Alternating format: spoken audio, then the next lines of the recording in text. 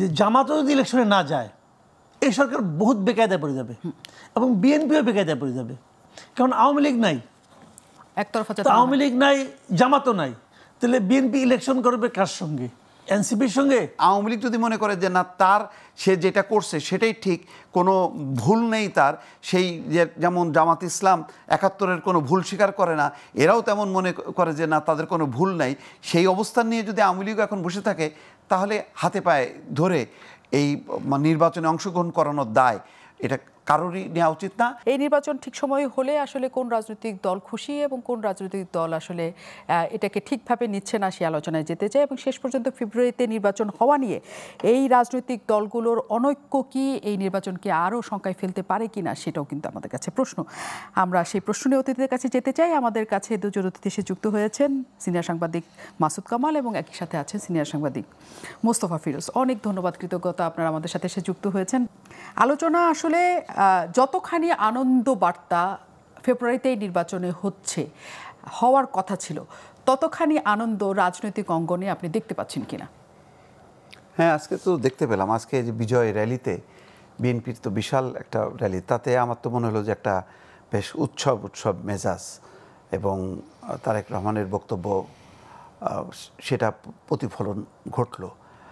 তো সেই উৎসবের আবহাওয়াতে মানে যেহেতু রাজনৈতিক দলের একটা বড় প্রতিদ্বন্দ্বী আওয়ামী লীগ মাঠে নেই, সেই কারণে মানে বাকিদের ক্ষেত্রে এতটা বোঝা যাচ্ছে না, বাকিদের একটু মুখ শুকনো বোঝা যাচ্ছে যে তাদের দাবি পূরণ হয়নি। তবে শেষ পর্যন্ত আমার ধারণা যে এই নির্বাচন থেকে দূরে থাকার বাস্তবতা এখন আর নেই। কারণ জামাত যতই, এটা হলো হয়তো বার্গেনিং পয়েন্ট, মানে ক্ষমতায় আসার জন্য এক ধরনের বিএনপি ক্ষমতাসীন এরকম একটা প্রতিপন্ন করে তারা আরেকটা আবহাওয়া গড়ে তোলার চেষ্টা করবে। সুতরাং যতই গাইগুই করুক না কেন, আলটিমেটলি নির্বাচনের এটা থামানো সম্ভব হবে না। তবে আমি যেটা বলবো, এই রমজানের আগে না বলা উচিত ছিল ডিসেম্বরের মধ্যেই, সেটা আরও ভালো হতো। কারণ এত লম্বা সময় নেওয়াটা, কারণ ইতিমধ্যে আইন শৃঙ্খলা পরিস্থিতির যথেষ্ট অবনতি হয়েছে, আর সময় যত এগুলি বাড়লে মানে ইন্টারিম গভর্নমেন্টের অনেক বেশি জটিলতাও বাড়তে থাকে। সেই মানে জটিলতার অনেকগুলো ধরন আমরা দেখছি, দাবি দাওয়া বাড়তে থাকবে নানান পেশাজীবী বিভিন্ন সমাজের নানান স্তরের মধ্যে, এবং রাজনৈতিক দলগুলোও তো ক্ষমতায় আসার জন্য এক ধরনের প্রতিযোগিতা করবে, ফলে এক ধরনের বৈরিতা বা থাকবে। এবং এই কারণে আমি দেখলাম যে তারেক রহমানের একটা বক্তব্য যে মুখ দেখা দেখি বন্ধ হয় এমন জন্য পরিস্থিতি তৈরি না হয়, এটাও একটা বার্তা। যে এখন পর্যন্ত কোলাকুলি আমরা দেখলাম গতকালকে মানিক মিয়া অ্যাভিনিউতে, কিন্তু সেখানেও একটা অনুপস্থিত অনেক সিনিয়র নেতার, বিশেষ করে বাম গণতান্ত্রিক জোট, তাদেরকে দেখলাম না। ডক্টর কামাল হোসেন ওনাকে দেখলাম না, মুজাহিদুল ইসলাম সেলিম, তাদের উপস্থিতিটা দরকার ছিল, কারণ সেই ক্ষেত্রে আমার খণ্ডিত মনে হয়েছে। ফলে এখন নির্বাচনটা কতখানি মানে খুব উৎসবমুখর হবে কিনা, মানে অর্থাৎ আমরা যদি পুরনো আমলে ফিরে যাই সেই তত্ত্বাবধায়ক সরকারের সময়টায়, ওইটা বোধহয় আর হবে না। কারণ বড় একটা শক্তি আওয়ামী লীগ নেই মাঠে, এই জায়গাটা পূরণ করতে পারবে না। জামাত যতই চেষ্টা করুক না কেন, তারা যেহেতু একটা বিশেষ রাজনৈতিক দল, সুতরাং এমনি গণতান্ত্রিক আবহে যেই রাজনৈতিক দলগুলো আগে ক্রিয়াশীল আমরা দেখতাম, সেটা তো বহুকাল দেখি না। 15 বছর আগের স্মৃতিটা যদি আমরা নিয়ে আসি, তখন আমরা দেখতাম, তো সেইটা কিন্তু অনুপস্থিত থাকবেই। ফলে যতই বিএনপির একটা উৎসব থাকবে, সেটা এক ধরনের একতরফা থাকবে, এবং শেষ পর্যন্ত নির্বাচনটা হয়তো অতটা একতরফা হবে না, কিন্তু খুবই অংশগ্রহণমূলক হবে, খুবই প্রতিদ্বন্দ্বিতামূলক হবে আমার কাছে এখন পর্যন্ত হয় না। তবে রাজনীতির কিন্তু গতি প্রকৃতি পাল্টে যাচ্ছে, তৃণমূল পর্যায়ে জামাত যথেষ্ট শক্তিশালী হয়ে যাচ্ছে, ফলে তাদের উত্থানটা যদি সামনে চলে আসে, তখন আবার অন্যরকম একটা রাজনৈতিক আবহাওয়াটা দেখা যাবে, যেটা আমরা অতীতে দেখি নাই। এই পয়েন্টটা নিতে চাই আমি। মাসুদ কামাল আমাদের সাথে আছেন, যে জামাতের উত্থানটা আসলে তৃণমূলের পর্যায়ে অনেক বেশি হচ্ছে কিনা এবং রাজনীতির গতিপথ পরিবর্তন হতে পারে কিনা, এটা একটা প্রশ্ন, যেমন তেমন এই প্রশ্নকে সামনে রেখে বা এই আশাতেও হতে পারে জামাতে ইসলাম হয়তো মনে করে যে আরও দিন গেলে তারা আরও বেশি শক্ত হয়ে এখানে বসতে পারবে, আরও বেশি বিএনপি অনেক দুর্নাম কামিয়ে ফেলবে, আবার আওয়ামী লীগও মাঠে নাই, কাজে তাদের একটা অবস্থান তৈরি হওয়ার সম্ভাবনার জায়গা সামনে আছে এবং তারা কিন্তু স্পষ্ট মনে করে যে সরকার গঠনের মতো তাদের অবস্থান। আপনার কি মনে হয় আসলে সেই জায়গাটা তৈরি হবে নির্বাচনের আগে? না, তারা যেটা মনে করে এটা তারা মনে করে। আমরা ছোটোবেলায় দেখতাম, বুঝছেন, ওই পরীক্ষার আগে যখন প্রিপারেশন ঠিকঠাক মতো না হইতো তখন বলতাম যে পরীক্ষার ওই 7 দিন পিছিয়ে যেত, এরপরে আমি এমন প্রিপারেশন নিতাম যে হায়েস্ট মার্কটা আমি পাইতাম। যদি 7 দিন পিছিয়েও যেত আমি যা পাবার তাই পাইতাম। ওই 7 দিনে কিছু হয় না রে ভাই। এই ভোট 7 দিনে হয় না, 3 মাসে হয় না। 3 মাস পিছাইলেই ভোটের হাওয়া চেঞ্জ হয়ে যায় না। আমি অনেককে দেখেছি। আমি আমার খুব ক্লোজলি আমি বলি আপনাকে, সে তার এলাকায় বিএনপি চাঁদাবাজি করতেছে, সে বলতেছে এইবার বিএনপি ক্ষমতায় আসতে পারবে না। আমি বলছি কেন পারবে না? ওই কি দেখুন আমাদের এখানে বিএনপি কীরকম চাঁদাবাজি করতেছে, পোলাপান এই যে ছাত্র দল যুব দল করতেছে, বিএনপি এর লোককে ভোট দিবে না। আমি তুমি কী করবা? আমিও বিএনপিকে ভোট দেবো না। আমি ভেরি গুড, তাহলে কাকে দিবা? আর কথা বলতে পারে না, কারণ কাকে দেবে সে আর বলতে পারে না। তখন যখন তার কাছে বিকল্প হিসেবে জামাত আসে তখন সে আর বলতে পারে না। বাংলাদেশের জামাতের এটি ইমেজ। এই ইমেজটা শুনতে খারাপ শোনা যেতে পারে। অনেকে বলে জামাতের এত লোক হয়েছে, আবার একজন লোক আমাকে এটাও বলছে জামাতের এত লোক হওয়ার মানে হলো গিয়া জামাতের সারা দেশে যত ভোট আছে সবগুলো এইগুলি, এই কটাই তাদের ভোট। তো এটি হলো রিয়েলিটি ভাই। মিটিং কত বড় হয় এটা দেখে আপনি বুঝতে পারবেন না যে সাধারণ মানুষের মধ্যে তাদের জনসমর্থন কি পরিমাণ আছে। জামাতের নামে আমি আজকে একটা কথা বলেছেন, তারা বলেছেন সংস্কার, বিচার, জুলাই সনদ বাস্তবায়ন না হওয়া পর্যন্ত নির্বাচন হলে তারা মানবেন না, তারা আন্দোলনে যাবেন। এখন সংস্কার, বিচার সবগুলোই আসলে দীর্ঘমেয়াদী ঘটনা। দেখেন, ওনারা যদি না মানেন নির্বাচন, এটা কিন্তু সরকারের জন্য বিব্রতকর। বিব্রতকর এই কারণে যে জামাতও যদি ইলেকশনে না যায় এই সরকার বহুত বেকায়দায় পড়ে যাবে এবং বিএনপিও বেকায়দায় পড়ে যাবে। কারণ আওয়ামী লীগ নাই, একতরফা আওয়ামী লীগ নাই, জামাতও নাই, তাহলে বিএনপি ইলেকশন করবে কার সঙ্গে? এনসিপির সঙ্গে। এটা ভাই কোনো বাস্তব পরিস্থিতি না। বাংলাদেশের ইলেকশনে আসলে 12টা বাজে গেছে। আপনি যে ইলেকশনটা করতেছেন উনি অনেক বলতেছেন কিন্তু ইতিহাসের সর্বশ্রেষ্ঠ নির্বাচন উনি দিবেন, উনি কিন্তু বলেছেন এই কথাটা, উচ্চারণ করেছেন। কি বুঝে বলছেন আমি জানি না, উনি ইতিহাসও বুঝেন কিনা জানি না, সর্বশ্রেষ্ঠ বুঝেন কিনা আমি জানি না। একটা নির্বাচন হতে যাচ্ছে, আপনি একটা কথা মাথায় রেখেন, বাংলাদেশে মিনিমাম 1 কোটি ভোটার আছে, মিনিমাম 1 কোটি ভোটার আছে যারা জীবনে কোনোদিন নৌকা মার্কা ছাড়া অন্য কোনো মার্কায় ভোট দেয় নাই। এদের জন্য আপনি কি বিকল্প রাখছেন? আপনি এদের জন্য কি বিকল্প রাখলেন? একটা নির্বাচন যে আপনি করবেন, সেই নির্বাচনে এটা বিপুল নির্বাচনটা আপনি কার জন্য করবেন? পলিটিক্যাল পার্টির জন্য নাকি সাধারণ মানুষের জন্য? নির্বাচন যদি সাধারণ মানুষের জন্য হয়, আজকে এসি বলেছেন সাধারণ মানুষকে তারা সম্পৃক্ততা চান। যদি সাধারণ মানুষের জন্য নির্বাচন হয়, তাহলে যে মানুষগুলো যাকে ভোট দিতে চায় যখন সেই মার্কাটা ওখানে না পাবে, তাহলে এটা নির্বাচন হলো। এবং এই নির্বাচনটা বহুত বিপদে পড়বে গভর্নমেন্ট, এবং সবচেয়ে বড় বিপদে পড়বে যারা নির্বাচিত হয়ে আসবে তারা। সারা দুনিয়ার কাছে এই নির্বাচন কতটুকু গ্রহণযোগ্য হবে আমি জানি না, আমি বুঝতে পারি না। কারণ 2014 নির্বাচন করে আওয়ামী লীগ ক্ষমতায় আসছিল, ওই নির্বাচনটা খুব গ্রহণযোগ্য হয়েছিল। ওই নির্বাচনের কথা যখন তারা নিজেরা উচ্চারণ করতো, খুব কি আনন্দের সঙ্গে উচ্চারণ করতো। তো এরকম একটা নির্বাচন আয়োজন করতে যাচ্ছেন ইউনূস সাহেব, এবং ভাবতেছেন যে ইতিহাসের সর্বশ্রেষ্ঠ নির্বাচন উনি করে ফেলাবেন। কিন্তু কেন করবেন ভাই? কিন্তু এই যে প্রেক্ষিত এখন চলছে, তাতে আওয়ামী লীগকে নির্বাচনের জন্য অনুমতি দেওয়াও কি আসলে অন্যরা মানবে? এটা তো আমি বলতে পারবো না। আওয়ামী লীগের নিষিদ্ধ আমি কই নাই, ওই ঝামেলা আমার ফেলান কেন? ওটা ইউনূস সাহেব বুঝবে, উনি কী কারণে করছেন, কী করছেন না করছেন উনি বুঝবে। এটা বিষয়টা কি হবে যে নির্বাচনে উনি যে কাজটা করতে যাচ্ছে, এই কাজটা করার পর সারা দুনিয়ার মানুষ কিন্তু উনি যা বলবে তা ওইটাই কিন্তু হবে না, ওটা কিন্তু ওটা হবে না। কিন্তু হিউম্যান রাইটস ওয়াচ কী বলছে যে আগে যা ছিল মানবাধিকার পরিস্থিতি এখন ওরকমই আছে। এটা উনি মানবে যে ক্ষমতা থাকে সে মানে? আগে দেখতাম হাসান মাহমুদ বলতো না ওরা ভুল করছে, ওরা টাকা খাইয়া করছে, বিএনপি তাদের টাকা দিচ্ছে, জামাত তাদের টাকা দিচ্ছে বলছে। এখন কে টাকা দিছে? এখন আওয়ামী লীগ টাকা দিছে। তাহলে এই সমস্ত আন্তর্জাতিক সংগঠনগুলো কি ব্রিজল থেকে মাল খায়? ভাই এইগুলো জানেন, শোনেন বিষয়টা হলো কি, ওই যে বলে না যে লাও সেই কদু, আসলে ওইটাই। মুখে বলতেছে, কেউ কিছু বলার সাহস পাচ্ছে না, কেউ বলতে পারছে না। আপনি এমন একটা এমন একটা এনভায়রনমেন্ট আপনি ক্রিয়েট করছেন যে আওয়ামী লীগের লোক বলতে পারছে না যে আমি কোথায় ভোট দিব। Is it democracy? এখন জনগণের সম্পৃক্ততা চাচ্ছে সিএসি। তিনি বলছেন যে সবাইকে নিয়ে তিনি নির্বাচন করতে চান, যাতে দলগুলো আর ব্যাপারে তারা যত না আগ্রহী তার চেয়ে বেশি জনগণ যাতে 16 বছর যারা ভোট দিতে পারেন নাই তারা যাতে ভোট দিতে পারেন। আপনি বলছেন তাহলে যারা নৌকায় ভোট দিতেন তারা কাকে ভোট দিবেন, সেই প্রশ্নটা তো রয়ে যাচ্ছে।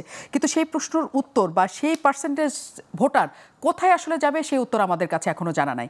মুস্তফা ফিরোজ, আমরা আসলে যে মাসুদ কামাল যে কথাগুলি বলছিলেন যে আপনি আওয়ামী লীগের ভোটাররা কই যাবে, মানে তারা কাকে ভোট দিবে, যে সংকটটা আমরা দেখেছি আওয়ামী লীগের 18 নির্বাচন 24 নির্বাচনে, যে ভোটাররা ভোট কেন্দ্রে যায় নাই কারণ তাদের হাতে আর কোনো বিকল্প ছিল না।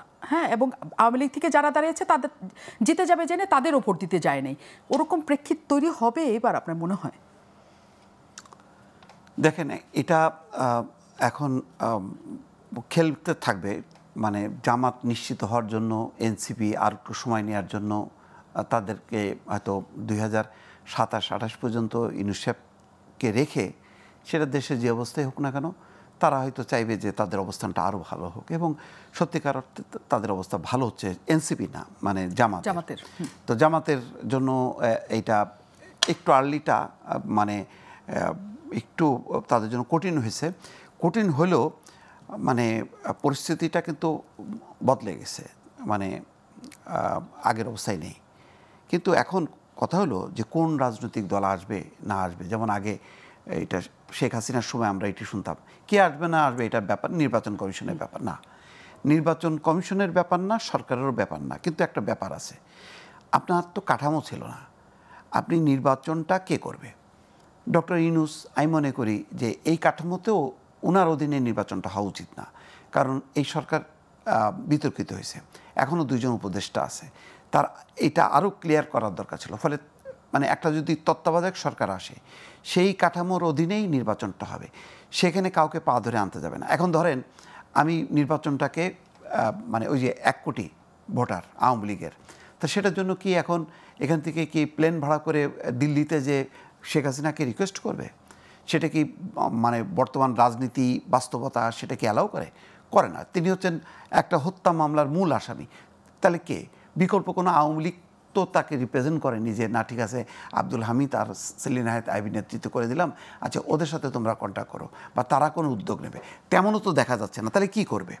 তাহলে যেটা করবে তত্ত্বাবধায়ক সরকার একটা হোক, নিউট্রাল নির্বাচন কমিশন থাকুক, ভাই আপনার ইচ্ছা হলে আপনি যান ইলেকশনে, না হলে যান, কাউরে হাতে পায়ে ধরে ওই পার্টিসিপেশনটা। কিন্তু এই সরকার যদি বলে যে যার ইচ্ছা যান, তাতে এই সরকারের ক্ষেত্রে কি অসুবিধা? না, কোনো অসুবিধা নেই, কিন্তু ওই যে সরকারটা ঠিক থাকতে হবে, একটা তত্ত্বাবধায়ক সরকার থাকতে হবে।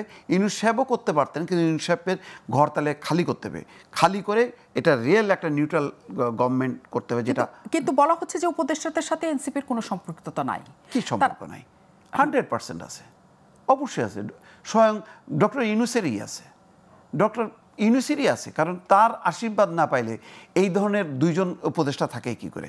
সারা দেশে এই যে এনসিপির যে প্রোটোকল আমরা দেখলাম, মানে পুরো বাহিনী, নিরাপত্তা বাহিনীর সমস্ত পোর্শনগুলো দিয়ে যেভাবে মিছিল মিটিংগুলি করে, এটা তো নজিরবিহীন। এটা তো একটা সরকারি দল যেভাবে করে, শেখ হাসিনার সময় আওয়ামী লীগ যেভাবে করছে ঠিক সেইভাবেই এনসিপি করছে। এটার জন্য ডক্টর ইউনূসের সরাসরি দায় আছে, এবং এটা কেউ হয়তো জবাব চাচ্ছে না, কারণ বিএনপি একটু নমনীয় হচ্ছে যে তারা মনে করে যে আচ্ছা যাই হয়েছে নির্বাচনটা হোক, তখন বোঝা যাবে ওই মাঠে।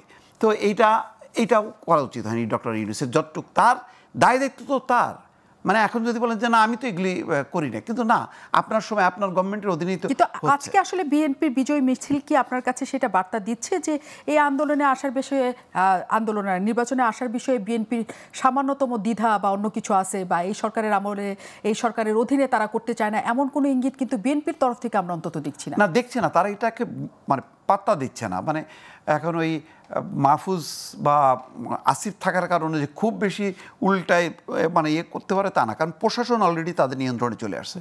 এখন সমস্ত ডিসি, এসপি, ওসি সব তারা বিএনপি। তো সুতরাং এখন এইগুলি এবং নির্বাচনে তো এরাই ফ্যাক্টর। তো এই জন্য ওই 2 জন 4 জন মানে থাকাটা অস্বস্তিকর, কিন্তু এটা না বিশাল একটা অবস্ট্রাকল, সেটা তারা মনে করছে না।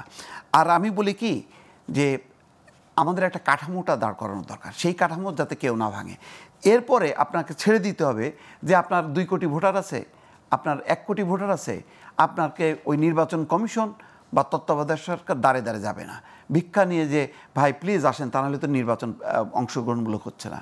আমরা যদি ওই কাঠামোটা একবার গড়ে তুলে দিতে পারি, একটা সেট, তারপরে নির্বাচন হোক, যার খুশি সে অংশ নিক, যার খুশি সে অংশ নিক না। কিন্তু আগের অবস্থাটা কী ছিল? আগে তো যেহেতু দলীয় সরকারের অধীনে নির্বাচন, তখন শেখ হাসিনার সরকারের দায়বদ্ধতা ছিল যে সবাইকে আনার, কিন্তু তারপরও সে আনে নাই, যার কারণেই তো আজকের এই পরিণতি, রাজনৈতিক এই বিপর্যয়। এখন এই বিপর্যয় থেকে উঠতে গেলে কি করতে হবে? তাহলে ওই সময় যে আন্দোলনের মূল দাবি ছিল যে তত্ত্বাবধায়ক সরকার চাই, তত্ত্বাবধায়ক সরকার অধীনে নির্বাচন হবে, ওই রকম একটা কাঠামোটা আমরা তৈরি করি, প্রডিউস করি, দেন রাজনৈতিক দলগুলো তার মতন করে। এখন আওয়ামী লীগ যদি মনে করে যে না, তার সে যেটা করছে সেটাই ঠিক, কোনো ভুল নেই তার, সেই যেমন জামাত ইসলাম ৭১-এর কোনো ভুল স্বীকার করে না, এরাও তেমন মনে করে যে না, তাদের কোনো ভুল নাই, সেই অবস্থান নিয়ে যদি আওয়ামী লীগ এখন বসে থাকে, তাহলে হাতে পায়ে ধরে এই নির্বাচনে অংশগ্রহণ করানোর দায় এটা কারোরই নেওয়া উচিত না।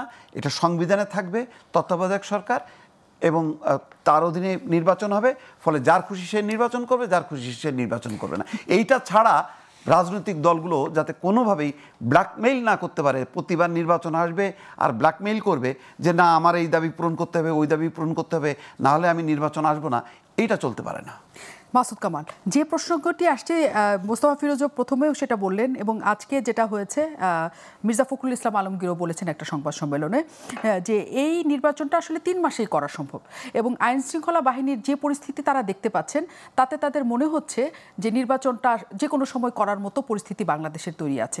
কিন্তু আইন শৃঙ্খলা পরিস্থিতি আমরা যা দেখছি সাধারণ জনগণ হিসেবে, তাতে নির্বাচন, এত বড় একটা জাতীয় নির্বাচন এত বছর পর করার জন্য আসলে আপনি মনে করেন যে সম্ভব? এটা আসলে এখনকার পরিস্থিতি সম্ভব? কেন সম্ভব হবে না? নির্বাচন তো মনে করেন 1 মাস জুড়ে হবে না, তাই না? নির্বাচনের সময় যদি আমি মনে করি যে পুলিশ অপ্রতুল, আর্মি তো এখনই ম্যাজিস্ট্রেসি পাওয়ার নিয়ে মাঠে আছে না? তো আর্মিকে আপনি ডেপ্লয় করবেন, আর্মি এই কাজ করতে পারবে না। আর্মি তো দেশের না রকম আপনার না রকম দুর্ঘটনা, দুর্বিপাকে তো আসে মাঠে, আসে না? তো আমাদের জন্য এর চেয়ে বড় কি আছে, ঘটনার কি আছে? এই ঘটনা তো আসবে, মাঠে নামবে, আইন শৃঙ্খলা রক্ষা করবে। তাদের কাজ তো ভোটারকে এনে ভোট দেওয়ানো না, তাদের কাজ হলো ভোট প্রদানের ক্ষেত্রে যদি কেউ বাধা দেয় সেটাকে আটকাবে। কেউ দুর্নীতি করলে, কেউ সমস্যা করলে, সন্ত্রাসী করলে সেটা আটকাবে। তো আমি তো কোনো প্রবলেম দেখি না। নির্বাচন হওয়া সম্ভব, 3 মাসে হওয়া সম্ভব। আমি তো শুরু থেকেই বলতেছি নির্বাচন হওয়া উচিত ছিল অক্টোবর থেকে, সেখান থেকে আপনি দিলেন ডিসেম্বরে, বিএনপি নিল ডিসেম্বরে, ঠিক আছে, ডিসেম্বরে মানা যায়। ফেব্রুয়ারি নির্বাচন তো ভালো হবে না, ফেব্রুয়ারির সময়টা খুব সুইটেবল টাইম না, কারণ ফেব্রুয়ারির কদিন পরেই হবে আপনার রোজা, এবং বাংলাদেশের রোজার সময় দ্রব্যমূল্য নিয়ে একটা ক্যাচাল বাজেই, সবসময় বাজে। নতুন গভর্নমেন্ট দায়িত্ব নিয়েই ওই ক্যাচালের মধ্যে পড়বে। এটাও একটা ইন্টেনশনালি হইতে পারে যে নতুন যারা গভর্নমেন্ট আসবে তাদেরকে এরা বুঝাইলো তুই তো ক্ষমতায় যেতে চাস, দেখ কেমন লাগে, এটা বুঝাই দিল আর কি।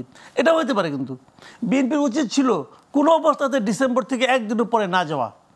বিএনপি কী কারণে গেছে জানি না, বিএনপি মনে করছে যে কোনো মতো এখানে চেয়ারে বসলে যে আনন্দ আর আনন্দ, ওই আনন্দের আশায় গেছে আর কি। যা কিছু করে সব মানে খালি ইলেকশনটা আমাদের দাও, ফেব্রুয়ারিতে দাও, ভালো হচ্ছে না এটা। কিন্তু এটা আরও আগে হওয়া হচ্ছিল।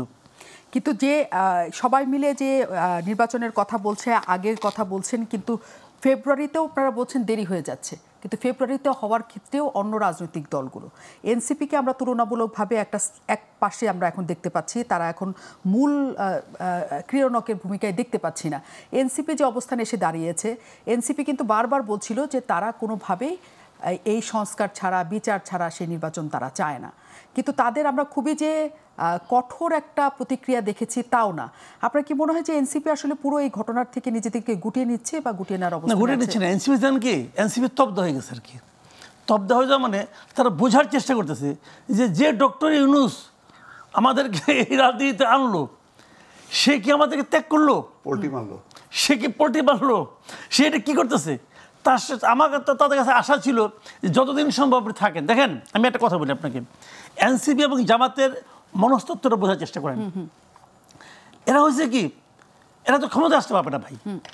যে যত কথা বলো 3 মাস 6 মাস 3 বছর করেন আপনি, এরা ক্ষমতা আসতে পারবে না। বাংলাদেশের মানুষ এখন এদেরকে ভোট দেওয়ার মতো অবস্থা আসে নাই, মানে ক্ষমতা পাঠানোর মতো অবস্থা আসে নাই। তাহলে এরা কি করবে? এরা এখন যে অবস্থা আছে, এখন কিন্তু এরা ক্ষমতার স্বাদ ভালোভাবেই নিচ্ছে। হ্যাঁ, অনেক জায়গায় নিচ্ছে, আমার তো নিচ্ছে, এনসিপিও নিচ্ছে। তা না হলে কালকে টিএসসিতে ওই যুদ্ধাপরাধীদের ছবি টাঙানোর সাহস তারা করতো না। ওই কারণে তারা ক্ষমতার স্বাদ দিচ্ছে। এখন যেই ক্ষমতায় আসুক না, যদি বিএনপি ক্ষমতায় আসে, এই স্বাদ নিতে পারবে না। তো যত জায়গায় যত কিছু আছে থাকবে। জামাতের লোক কয় জায়গায় মানে ইউনিভার্সিটি ভিসি আছে, ভিসি থাকবে? ঢাকা ইউনিভার্সিটি ভিসি থাকবে নাকি? থাকবে না তো, দেখেন আপনি, থাকবে না। এই ঢাকা ইউনিভার্সিটি ভিসি মার্চিয়ারে পাবেন না খুঁজার। এটা রিয়েলিটি। এদের ধরে আনছে, এই এখানে আনছে, এখানে বাসাচ্ছে, এখানে বাসাচ্ছে, এগুলো একটাও থাকবে না। এনসিপি যেমন এখন দাপটের সঙ্গে সাংবাদিকরা সচিবালয়ে ঢুকতে পারে না, কিন্তু এনসিপি লোকজন ঢুকতে পারে, বৈষম্যবিরোধী লোকজন ঢুকতে পারে। এরা ঢুকে ওখানে কী করে যাতে এটা কেউ প্রকাশ না করে, এই জন্য অ্যাক্রেডিটেশন কার্ড বাতিল হয়ে গেছে, যে ওটা কেউ যাতে না দেখে। বা এগুলো আমরা বুঝি না নাকি? সবই তো উন্নয়নের জন্য। তো এগুলো যখন থাকবে না, তো যেখানে যায় তারা যেরকম প্রোটেকশন পায় গভর্নমেন্টের কাছ থেকে, নতুন গভর্নমেন্ট আসলে পাবে প্রোটেকশন। সেই ক্ষমতার স্বাদ শুধু জামাত পাচ্ছে নাকি এনসিপি? আসলে জামাত পাচ্ছে, এনসিপি পাচ্ছে। শুনেন, স্বাদ এখন জামাত পাচ্ছে, এনসিপি পাচ্ছে, বিএনপিও পাচ্ছে, 3 দলই পাচ্ছে। আবার মাঠ পর্যায়ে চাঁদাবাজি বিএনপি করতেছে, মিনিমাম 90% চাঁদাবাজি বিএনপি করে মাঠ পর্যায়ে করতেছে। কিন্তু প্রশাসনে জামাত এগিয়ে আছে, প্রশাসনে কিন্তু জামাত বিএনপি সমান। আর এনসিপি হলো উপরে থেকে বাড়তেছে, মানে এই তদবির করেন, ওই তদবির করেন, আর বিভিন্ন পোস্ট দখল করে আছে জামাত বিএনপি। ঠিক আছে, যখনই বিএনপি ক্ষমতা আসবে, জামাতের কেউ থাকবে নাকি? এনসিপির কেউ তখন যে সচিবালয়ে যে ধমক দিতে পারবে না। তো এই যে মজাটা এখন পাচ্ছে, এই মজা তো পাবে না। এখন এর মধ্যে মনে করেন আপনার জামাতের একটা খুঁটি আছে, যে আমার একটা দল আছে, তার একটা আছে। এনসিপির কি আছে? এনসিপি ডক্টর ইউনূস আছে। এখন ইউনূসকে ফেব্রুয়ারিতে ইলেকশন হবে, ওর তো রীতিমতো অধিক সঙ্গে পাথর হয়ে গেছে। এটা কি হলো? কিন্তু সেই পাথর হওয়ার সময়টাতে আমরা খুবই অদ্ভুত একটা ঘটনার মধ্যে দিয়ে গতকাল আমরা সবাই ছিলাম। সেটা হচ্ছে 5 শীর্ষ নেতা তাদের যেদিন জুলাই ঘোষণাপত্র এবং যেদিন আসলে বর্ষপূর্তি, যার জন্য তারা সম্মুখ সারির যোদ্ধা ছিলেন, তারা কক্সবাজার বেড়াতে চলে গিয়েছেন তাদের তথ্য মতে। এনসিপির এই অবস্থান, এবং মুস্তফা ফিরোজ যেটা বলছেন যে এনসিপি তো আসলে সরকার যেহেতু এনসিপিকে এক ধরনের প্রশ্রয় দিচ্ছে, কাজেই এই সরকার তার নিরপেক্ষতা হারাচ্ছে। কিন্তু গতকালে তাদের এই ঘটনা, জুলাই ঘোষণা অনুষ্ঠানে না যাওয়া, এই সমস্ত কিছুতে তাদের যে নিশ্চুপ একটা প্রতিক্রিয়া, তাকে কি আসলে বোঝা যায় যে আসলে সরকারের প্রশ্রয় তারা পাচ্ছে? যেটা বলছিলাম যে এনসিপির আসলে জুলাই ঘোষণাপত্র এবং বর্ষপূর্তি গণঅভ্যুত্থানের, এখানে এনসিপিকে আমরা একটু ম্রিয়মান দেখেছি, একটু না অনেকখানি ম্রিয়মান দেখেছি। এবং তাদের এই 5 জন নেতার বাইরে চলে যাওয়া পুরোটাই একটা রাজনৈতিক অঙ্গনে নানা ধরনের কৌতূহল, নানা ধরনের হিসাব নিকেশের কথা বলছে। আপনার কি মনে হয় আসলে এনসিপি যা চেয়েছিল তা পাচ্ছে না, নাকি অন্য কোনো জটিলতা তাদের মধ্যে তৈরি হয়েছে আসলে সরকারের সাথে বা অন্য কারোর সাথে? সরকারের সাথে খুব একটা জটিলতা নাই। এবং আসলে যেটা কক্সবাজারের ট্যুরটা, এটা অনেকটা চাইল্ডিশ আমার কাছে মনে হচ্ছে। তারা মনে করছে ঠিক আছে, আমাদের নেতাদের একটা অংশ তো আছে মূল জায়গায়, আমরা একটু এই ফাঁকে দিয়ে ঘুরে আসি। এবং তাদের 1 মাস ব্যাপী এই পদযাত্রাটা, এটা আসলে খুবই ছিল। সেই অর্থে তাসনিম যারা, তো তার হাজব্যান্ড সাথে ছিল, বাকি ওরা ছিল, না গেলে পারতো। ওদের এই ম্যাচুরিটিটা এখানেই হলো যে একটা ম্যাচিউর দল আর ইম্যাচিউর দলের মধ্যে পার্থক্য। তারা সেই ম্যাচুরিটিটা মানে দেখাতে ফেল করছে। এটা একটা সাংগঠনিক শৃঙ্খলা। এবং এনসিপি কিন্তু আজকে তারা শোকজ করে বলছে 24 ঘন্টার মধ্যে সবাইকে এসে কারণ ব্যাখ্যা করতে হবে যে কেন তারা এই কাজটা করলো। আর হতাশাটা তো আছে, তাদের তো প্রত্যাশার অনেকগুলো যে এইগুলি করতে হবে, কারণ তারা মনে করে একটা তারা বিপ্লব করছে, রেভলিউশন করছে, সুতরাং সব কিছু পাল্টে দিতে হবে, নতুন করে তৈরি করতে হবে। এই জন্য তারা নতুন সংবিধান চায়, সেকেন্ড রিপাবলিক চায়। কিন্তু আসলে যাদের কাছে চায় তারা তো আসলে মানে তারা তো আর অভ্যুত্থান করেনি, তারা তো বিপ্লব করেনি। তারা সুশীল সমাজ, যার অবস্থায়, ওই যে নিজ নিজের পেশায় আমরা সন্তুষ্ট, এরকম টাইপের মানুষজন এসে তো করছে। তো ফলে ওদের সাথে ওই এটার মানে সিঙ্ক ঠিক মতন হয়নি। তবে ডক্টর মোহাম্মদ ইউনূসের একটা আশীর্বাদ, একটা ভালোবাসা, স্নেহ তাদের প্রতি আছে। এবং তরুণরা সামহাও, মানে প্রথম কথা হলো যে তাদের এই উচিতই হয়নি, কারণ এটা তো তারা জানে যে তাদের সাংগঠনিক কাঠামোয় এই অভ্যুত্থান হয়নি, এই অভ্যুত্থানের একটা জোয়ারে হয়ে গেছে, সামনে তারা সাহসটা দেখাইছে। কিন্তু অভ্যুত্থানের পরে মানে 5ই আগস্টের পরে সবাই যার যার ঘরে চলে গেছে, ঘর চলে যাওয়ার পরে তাদের ঘরে তো আর কেউ নাই, ফলে অল্প যারা ছিল তাদেরকে নিয়ে করছে। তাদের মধ্যে আবার একটা অংশ এটাকে ব্যবহার করে সমন্বয়ক পরিচয়ে সারা দেশে যেভাবে বিএনপির কিছু বদনাম হয়েছে, তাদের বদনাম অল্প করেও ব্যাপকভাবে তারা বদনামের ভাগ হয়েছে, তার একটা শিকার তো তারা হয়েছে। সব মিলায় এনসিপি একটা নড়বড়ে অবস্থানের মধ্যে পড়ে গেছে। কিন্তু আমার মনে হচ্ছে যে এনসিপির সাথে বিরোধটা সরকারের মানে বিএনপির হবে না, মূলটা হবে হচ্ছে জামাতের সাথে। এবং এনসিপি আমার ধারণা যে তাদের স্ট্রাকচার অনুযায়ী তারা আসলে জামাতের সঙ্গে অবস্থান করবে না, তারা হয়তো বিএনপির দিকেই চলে আসবে। তাদের রাজনীতির যেই মানে ধারা বা তাদের আন্তর্জাতিক যেই রাজনীতির লিবারেল ডেমোক্রেসি প্র্যাকটিস করবে, তো তারা সেটাই তো কমিটমেন্ট, সেটা মিলবে বিএনপির সঙ্গে। তো ফলে জামাতের সাথে একটা তাদের ক্ল্যাশ তৈরি হবে, মানে ক্লাশ তৈরি হবে বিএনপি সহ আদার্স। এবং মুক্তিযুদ্ধ, স্বাধীনতা এগুলি নিয়ে তো অলরেডি ডিফারেন্সটা একদম। কিন্তু মাসুদ কামাল, মুস্তাফা ফিরোজের এই উত্তরটা আপনাকে জানতে চাই। কিন্তু সবসময় এনসিপিকে বলা হতো জামাত ঘেঁষা দল, কারণ এনসিপির যখন কোনো আন্দোলনে কেউ আসতো না তখন বলা হতো জামাত এবং ছাত্র শিবির থেকে তাদের ওখানে লোক পাঠানো হয়েছে, এবং সেটার প্রমাণও পাওয়া গেছে। এবং বলা হয়েছে যে তাদের মধ্যে একটা সখ্যতার জায়গা আছে।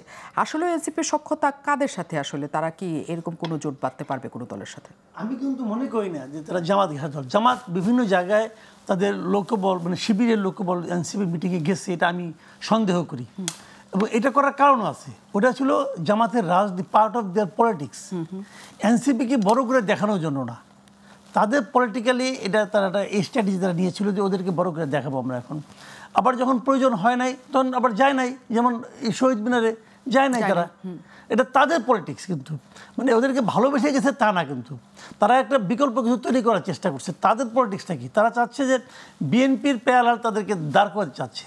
এবং এটা করাতে যে দেখবেন আপনার ওই সময়ে এনসিপি, কিন্তু এনসিপির মধ্যে যে কথা দিউ ভাই বললেন যে খুব ইন্টারেস্টিং, ওদের মধ্যে একটা ছেলে মানুষই ব্যাপার স্যাপার আছে, বয়স তো কম।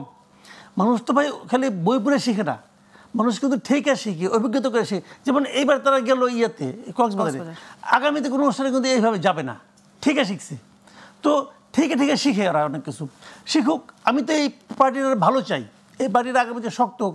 ওরা কিন্তু শুরুতেই যে ঝামেলাটা করছে, ওদেরকে ঝামেলায় ফেলাই দিতে আসলে ইউনূস সাহেব নিজে। মানে এনসিপির যদি আপনি খুঁজেন, এনসিপিতে একবার হয়েছে কি, আমি যে কথা বলতেছিলাম যে ওরা করছে কি সবাইকে অ্যাটাক করছে, সবাইকে অ্যাটাক করে মনে করছে তো আমার সঙ্গে তো ইউনূস সাহেব আছে, আমার তো আর কাউকে লাগবে না। এখন সবাইকে অ্যাটাক করে আসলে ইউনূস সাহেব তো কারোর ধরো না, ইউনূস সাহেব ওনার জন্য। ইউনূস সাহেব বেসিক্যালি এনসিপির সবচেয়ে বড় ক্ষতিটা করছে ইউনূস সাহেব নিজে। কীভাবে করছে আমি বলি আপনাকে, এই যে ওরা যেখানেই যায় সেখানেই এই যে তাদেরকে প্রোটেকশন দেওয়া হচ্ছে প্রশাসন দিয়ে, পুলিশ দিয়ে, আর্মি দিয়ে, এটা দিয়ে কিন্তু মানুষের কাছে প্রমাণ করে দিছে যে অন্য 5টা রাজনৈতিক দলের সঙ্গে এনসিপির একটা ডিফারেন্সটা কী। এই ডিফারেন্সটা মানুষ ভালোভাবে নেয় নাই, একদম ভালোভাবে নেয়। এনসিপির কেউ যদি কোনো রকম চাঁদাবাজি করতো অথবা বলতো তোমাকে ধরাই দেবো, করছে তো চাঁদাবাজি তো অবাধ হয়েছে, এটা উনি হতে দিয়েছেন। এনসিপির সচিবালয়ে গেছে, এনসিপি না ঠিক ইয়াংরা গেছে, স্টুডেন্টরা গেছে, সচিবালয়ে গেছে, যাওয়ার পরে তদবির করছে, ওই তদবির করতে দেওয়া হয়েছে। যখন আপনি করতে দিবেন, ডিসি নিয়োগের ক্ষেত্রে স্টুডেন্টদের ভূমিকা ছিল, এটা সবাই জানে, করতে দেওয়া হয়েছে। তা আপনি যখন করতে দিয়েছেন আপনি, এতে কিন্তু সুনাম বাড়ে নাই, বরং এনসিপির প্রতি একটা প্রশ্রয় আছে সরকারের, সেটাই বলা হচ্ছে, এবং সরকার একটু নিরপেক্ষতার জায়গাটা সেখানে হুমকি পড়েছে। অনেক ধন্যবাদ আপনাদের সাথে, এবং আবারও নিশ্চয়ই কথা হবে এই বিষয় নিয়ে আপনাদের সাথে আমাদের। এবং আমরা এই নির্বাচনের আশা অবধি আরও কি জটিলতার মধ্যে পড়তে যাচ্ছে সরকার বা দেশ বা আমরা, তা নিয়ে আরও আলোচনা চলতে থাকবে নিশ্চয়ই। গ্লোবাল টেলিভিশনে থাকবেন প্রশ্নগুলো সহজ অনুষ্ঠানে।